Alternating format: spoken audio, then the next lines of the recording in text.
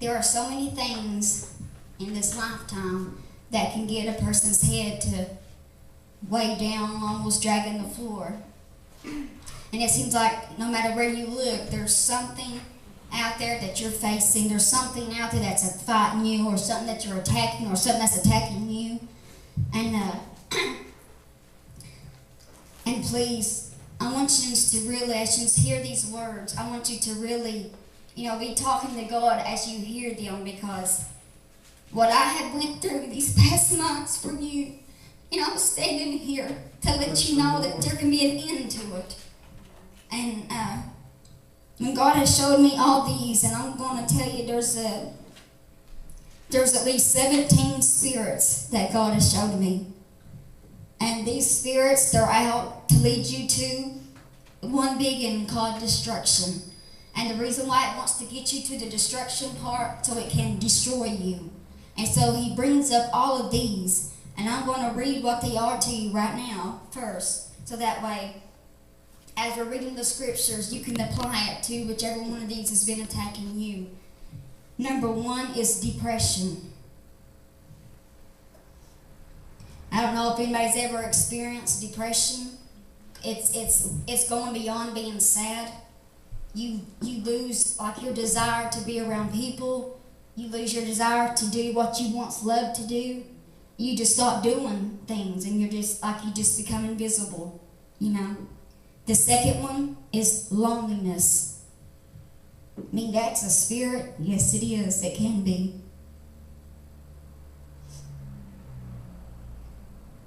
And if any of these has been attacking you at any time in your life, you really need to pay attention to this message. The third one is discouragement, or the spirit of discouragement. God doesn't discourage at all. He lifts up. He does not put you down, but brings you up.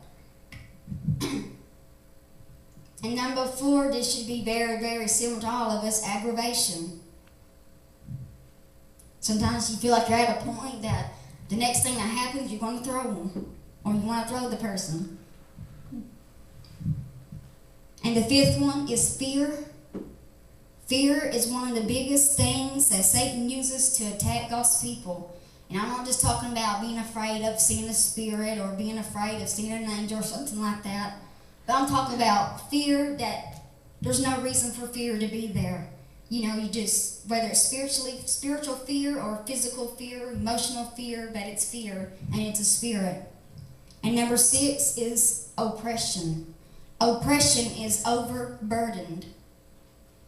And yes, there's a difference between oppression and depression. Number 7 is worries. And the word worry, it can go any way. Be worried about yourself, about others, about the church, or anything about your walk with God. But when worrying gets to a point to where it's beating you down, then you know it's a spirit. It's natural for a parent to worry about their child when they're out there doing God knows what. That's normal. That's not what I'm talking about. I'm talking about the worries that literally makes your shoulders knot up, feels like you're going to pass out every time you stand up, that kind of worries.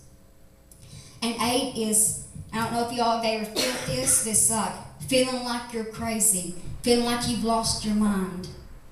And I don't know if somebody's had to, God wouldn't have showed me this. Number 9 is weakness, spiritually or physically.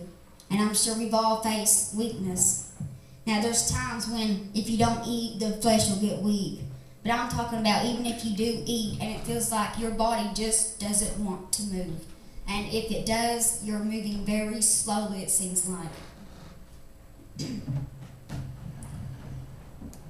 The 10th one is pain or infirmities. And you know it's a spirit when it constantly happens. If it continues and it won't go away, you know that's a spirit. Or if it goes away and keeps coming back, you know that that's a spirit. And 11 is doubt. You start doubting yourself. Well, Lord, am I really called to do this? Do I really have what it takes to do this job? Or like you're losing confidence in yourself. 12 is dread. How many's ever dread to do something so bad that it stresses you out so bad and you don't know what for? It could be with anything.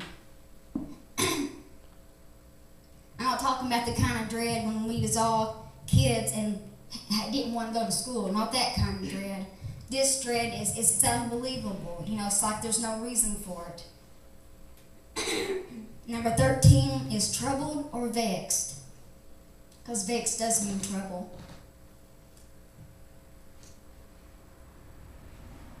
And the 14 is spirit of anguish, which means extreme suffer. It's when there's a certain amount of pain, whether it's physically or emotionally or spiritually. It's a pain it's just beyond belief. And it hurts so bad that you can't hardly move. Sometimes it might even take you down to the floor. And I'm even talking about the spiritual pain that people feel. Because when you're fighting a spirit, that spirit could care less about your flesh. It's trying to get to that inner man. Because that's the one he wants to destroy. And that's what he wants to weaken.